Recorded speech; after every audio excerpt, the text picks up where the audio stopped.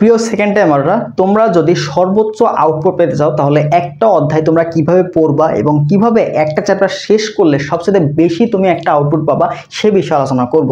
অর্থাৎ সেকেন্ড টাইমে এসে তোমাকে কিন্তু সবগুলো জিনিস সূক্ষ্মভাবে আলোচনা করতে হবে এবং সব কিছু পড়াশোনাটা অ্যানালাইসিসকৃত রোডম্যাপে করতে হবে, ঠিক আছে? তো পারফেক্ট গাইডলাইনের মাধ্যমে তুমি যদি প্রিপারেশনটা শেষ করতে পারো তাহলে অবশ্যই সেকেন্ড টাইমে এসে তুমি শুধুমাত্র চান্স না, এটা টপ পজিশনে কিন্তু সাবজেক্ট নিশ্চিত করতে পারবা। তো অবশ্যই সবার যেন টার্গেট থাকে যে তোমার যে স্বপ্নের ইউনিভার্সিটি আছে সেকেন্ড টাইমে যারা আসো, রাবি, জাবি, চবি, গুচ্ছ, কৃষি, এছাড়া যে সাস্ট যাদের ইচ্ছা আছে ইঞ্জিনিয়ারিং, সেই সকল ইউনিভার্সিটিতে তোমরা যেন টপ পজিশনে সাবজেক্ট পাইতে পারো সেই বিষয়ে তোমাদের টার্গেট রাখতে হবে, ঠিক আছে? তো কথা না বলে দেখো, তোমাদের একটা অধ্যায় সেকেন্ড টাইমে এসে তোমরা যেভাবে শেষ করবা, তোমাদের হাতে কিন্তু এখন মোটামুটি সময়টা আছে। তো এই সময়টা তোমার কাজে লাগাতে হবে। তোমরা কি করো, অনেকে পরীক্ষার 1 মাস আগে পড়া শুরু করো, 1 সপ্তাহ আগে জিজ্ঞেস করো ভাইয়া কি কি পড়লে আমি চান্স পাবো, কি কি কমন পাবো, এই সাজেশনের আশাই করো। আলটিমেটলি কি হয়, আমও যায় সালাও যায়, সব কিছু হারায় তোমরা বসে থাকো।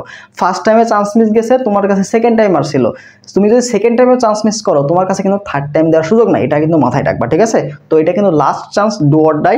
যদি চান্স পেয়ে যাও তাহলে অবশ্যই বেস্ট একটা আউটপুট পাওয়ার চেষ্টা করবা। দেখো, প্রথমে তোমার চেষ্টা করতে হবে যে কি কি করতে হবে। দেখো, একটা অধ্যায় তুমি যখন সিলেক্ট করলা, একটা চ্যাপ্টার সিলেক্ট করলা, ওই চ্যাপ্টারে যে সকল টপিকগুলো আছে, এই চ্যাপ্টারে যে সকল টপিকগুলো আছে, বই অবশ্যই কি বলতো, মূল বইটা তোমাকে প্রাধান্য দিতে হবে। তুমি যে সময় পাচ্ছ, মূল বই যে যার বেশি আয়ত্ত থাকবে সে তত বেশি ভালো করবা। তো মূল বইয়ের যে সকল টপিকগুলো আছে, এই সকল টপিকগুলো আছে, সেই টপিকগুলো সম্পর্কে তোমার ভালো মতো ধারণা থাকতে হবে, ঠিক আছে? প্রশ্ন যদি হুট করে অন্য টপিক থেকে দিয়ে দেয়, যেন তুমি সেখান থেকে অ্যান্সার করে আসতে পারো। এবং প্রত্যেকটা বিশ্ববিদ্যালয়ের প্রশ্ন প্যাটার্ন কিন্তু ভিন্ন, অর্থাৎ একটা ইউনিভার্সিটি একটা টপিক থেকে আসছে, অন্য ইউনিভার্সিটি কিন্তু আরেকটা টপিকটা আসতে পারে। তো তুমি যে সবগুলো টপিকের ধারণা রাখতে পারো তাহলে তোমার জন্য বেটার, কারণ তুমি প্রত্যেক অ্যাডমিশনে পাচ্ছ 3 মাস বা এখানে পাচ্ছ কিন্তু 6 মাস, তো সময়টা কিন্তু ব্যবধান, দ্বিগুণ সময় পাচ্ছ।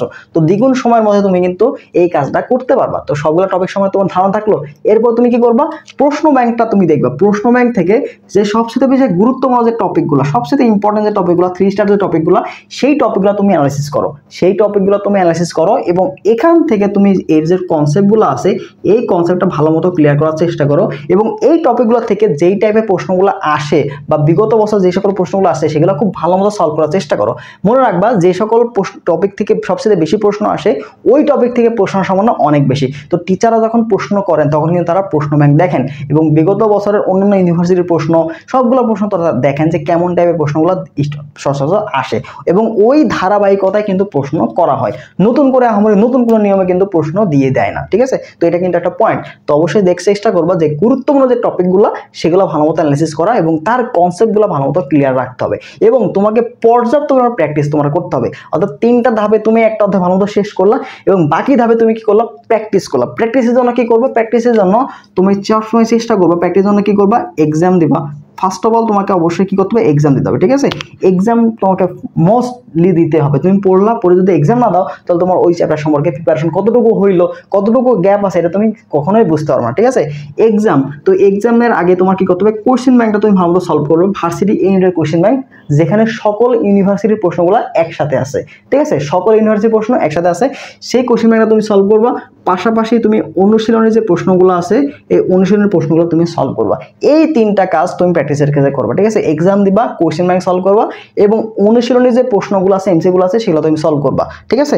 তো এই 3টা কাজ, এই 4টা ধাপে তুমি একটা অধ্যায় যদি ভালো মতো শেষ করতে পারো, দেখবা যে ওই চ্যাপ্টার থেকে তোমার যেভাবে প্রশ্ন আসে না কেন তুমি ওখানে অ্যান্সার করে আসতে পারবা এবং সেকেন্ড টাইমে এসে তুমি একটা টপ রেজাল্ট কিন্তু ইনশাল্লাহ করে ফেলতে পারবা। যারা সেকেন্ড টাইম দিবা তাদের জন্য কিন্তু আমাদের second time exam already discount চলতেছে।